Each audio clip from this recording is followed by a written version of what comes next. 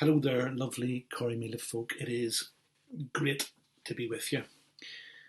Recently, I have been Zooming via the thing called Zoom and Skyping all over the world, having conversations with people. And for sure, the number one theme, the number one conversation is coronavirus, lockdown, the horror, the tragedy, the challenge, the fatalities, and it is extraordinary. And what I'm seeing is that the number two thing, the second thing that people are talking about as I Skype and Zoom all over the world is my hair. And it comes up sometimes slowly. Sometimes, if people don't know me, they're kind of reluctant to talk about it in case I get offended. Then maybe at the end of the call, they'll kind of say something about their hair, maybe quite polite. But people who know me, people who have a strong relationship with me, they're scoring my hair, they're laughing in my virtual face, and they want a bit of banter. They want to score my hair for circumference. And what they don't know is that actually birds are now nesting in my hair. So this is environmentally very important, my hair. It's a very environmentally aware hairstyle. And I think in these times, humour, gentleness, playfulness, lightness of touch, we need this. I've been practicing this. I've been laughing a lot during lockdown, mostly at my inability to do gardening and housework. I've been crying some, I've been exercising, I've been reading, I've been working, but I've been also trying to be playful, to be gentle, have a lightness of touch. And I think and there's some fairly factual research has been done on this now, that my hair is actually providing social healing around the world. It is contributing to global peace and making a big, big impact on the world right now. There is research. I'll send you a link for that later. There was not a friend, someone I knew, very serious, wonderful, could get quite shrill, come up to me one time and just out of the blue said, "You know, Paul," it said, "Jesus wept." Pause. But did he laugh? And he was serious, and I wasn't sure what to say next, so I think I laughed. I mean, there are so many things the scriptures don't say that Jesus didn't say that he went to the toilet. I think he did. Didn't say that he brushed his teeth.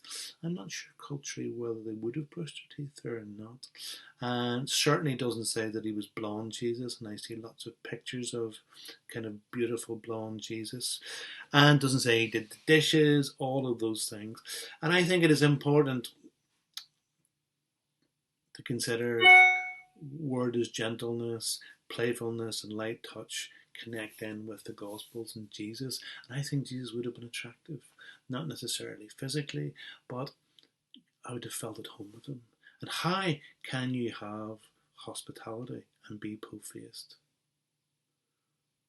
How can we be shrill and serious and religious about hospitality? I think that would make people uptight, unless it's very religious people, and then they might feel very much at home. So how are we going to make connections? How are we going to be playful? How are we going to be connecting with our language, with our humour, with our playfulness? I'm not saying we should all go around singing "Don't Worry, Be Happy" by Bobby McFerrin, that catchy and awful song.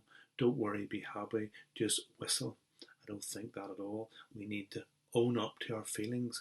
We need to say and think and notice and be aware without judgment of what we're thinking and feeling. And let God be with us in that reality.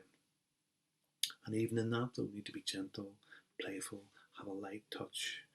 And at this point, because this is from the Croí, some people are thinking, Paul, you need to back this up with some serious scripture. And part of me would like to say, look at this hair. Do I need to say anything more? I will give some scripture though, in case you're thinking my hair is not enough at this point in time.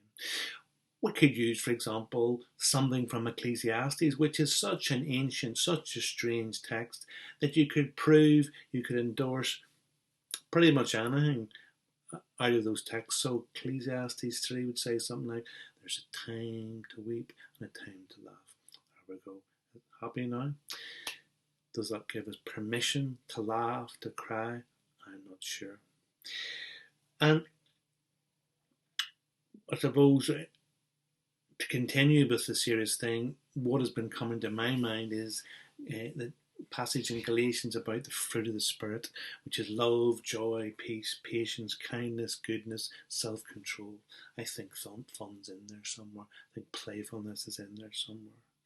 And I want to finish. I want to finish by saying, do not worry. There is hope. At some point, I will get my hair cut, or at least tried some hair products. Do not be afraid.